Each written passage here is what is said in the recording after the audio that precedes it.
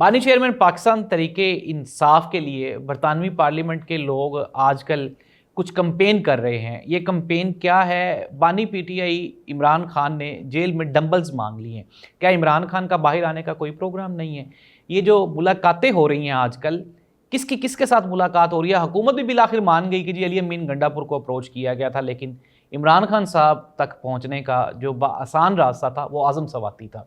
अब इस्टेब्लिशमेंट और पाकिस्तान तरीके इंसाफ के साथ जो मामलात हो गए हैं, जो चीज़ें तय हो गई हैं, वो क्या हैं, उस पर भी हम आप बात करते हैं आज के प्रोग्राम में। इसके साथ साथ मैं आपको ये कंफर्म खबर दे रहा हूँ कि मुस्लिम लीग नून और पीपल्स पार्टी में इख्तलाफात शदीद हो चुके हैं। MQM एक और पटड़ी पे चढ़ रही है। एट द एंड मुख्तसरन ये कि हुकूमती इत्तेहाद टूटने के करीब है। पाकिस्तान तरीके इंसाफ और इमरान खान अगली हुकूमत किसके साथ मिलकर बनाएंगे, इस पर भी हम लोग बात कर लेते हैं। पाकिस्तान में ताज़ा तरीन जो सियासी सूरत हाल तब्दील होती है लम्हा ब लम्हा, उसके बारे में भी हम आपको बताएंगे। तो नाज़रीन, प्रोग्राम का बाकायदा आगाज़ करते हैं।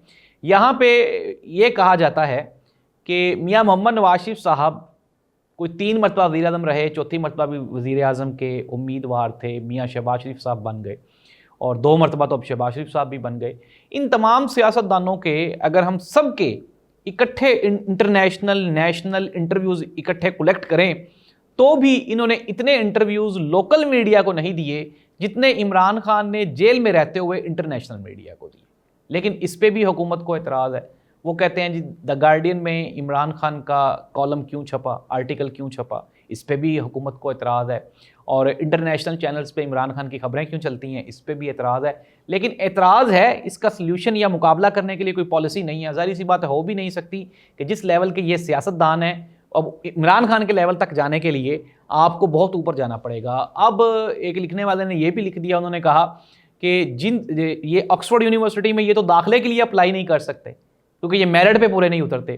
तो इमरान खान आजकल ऑक्सफोर्ड यूनिवर्सिटी के चांसलर का इलेक्शन वहाँ पे हो रहा है। और नाज़रीन, मैं आपको मज़े की बात बताऊँ, तीनों जो साबिक वज़राए आज़म हैं, 2 UK के और 1 पाकिस्तान के, इमरान खान, इनमें मुकाबला है और ये एक बड़ा टफ कंपटीशन है। लेकिन इस सब के बावजूद बरतानवी पार्लियामेंट के कुछ लोग हैं, वो इमरान खान के लिए वहाँ पे चांसलरशिप की कंपेन कर रहे हैं और ये है इमरान खान का लेवल।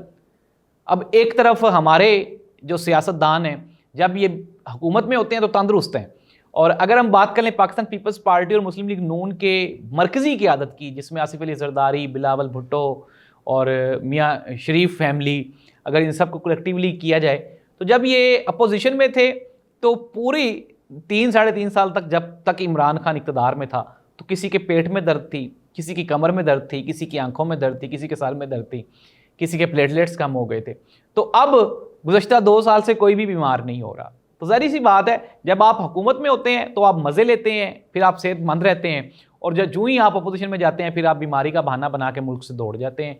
ये हकीकत है हमारी पाकिस्तान के सियासतदानों की। नाज़रीन, अब हम बात कर लेते हैं ख़बरों की। ख़बरें बड़ी हैं और अहम ख़बरें हैं। ख़बरें ये हैं कि कल का जो इमरान खान की वो जो एक बर्फ़ पिघलने वाली प्रोसेस था वो कल हो गया और इस्टेब्लिशमेंट के साथ डायरेक्ट राब्ते हो गए। अब हुकूमत बड़ी कोशिश कर रही है, हुकूमत के वज़रा और मुशीरान ये इम्पेक्ट बना रहे हैं, या वो एक आप ये कह लें कि जहन साजी कर रहे हैं आवाम की कि नहीं वो तो हमने राब्ता किया था अली अमीन गंडापुर से। और हुकूमती मुशीर, उन्होंने एक इंटरव्यू में कहा कि जी हमने अली अमीन गंडापुर से राब्ता किया और अली अमीन गंडापुर ने हमारे कहने पे इमरान खान से कहा। हालांकि ये बिल्कुल झूठा बयान है और ये इसमें तज़ाद है, बहुत शदीद तज़ाद है। इमरान खान को जब ये मैसेज दिया गया कि आप जलसा पोस्टपोन करें, तो इमरान खान ने बैरिस्टर गौहर को भी नहीं बुलाया। इमरान खान की सिफारिश पे आज़म सवाती मिले। आज़म सवाती पहले एस्टेब्लिशमेंट के साथ मिले और फिर आज़म सवाती को इसलिए टास्क दिया गया बकौल इमरान खान। इमरान खान ने यह कहा कि बैरिस्टर गौहर से ज़्यादा आज़म सवाती की कुर्बानियाँ पार्टी के लिए ज़्यादा हैं, इसलिए उन्होंने, आज़म सवाती ने यह कहा कि मुझे इमरान खान ने कहा कि आप जाएँ और अवाम को कहें कि वो हौसला रखें, जलसा हम करेंगे लेकिन हम इसको पोस्टपोन करते हैं। तो ये राब्ता कल हो गया इस्टेब्लिशमेंट और इमरान खान के दरमियान। अब हुकूमत इसको हीले बहाने से कोशिश कर रही है। नाज़रीन, मैं आपको पहले दिन से एक बात बता रहा हूँ और अल्हम्दुलिल्लाह हमारी दी हुई एक खबर सच हुई है। उसकी सबसे बड़ी वजह यह है कि हम सच पे बिलीव करते हैं और आप तक पूरा सच पहुँचाने की कोशिश करते हैं, क्योंकि कहीं से कोई फंडिंग नहीं है, कोई एजेंडा नहीं है और कोशिश है कि आवाम को मुकम्मल आगाही फराहम की जाए। तो हम आपको जितनी भी हमने आपको खबरें शेयर की वो सारी की सारी सच साबित हुई।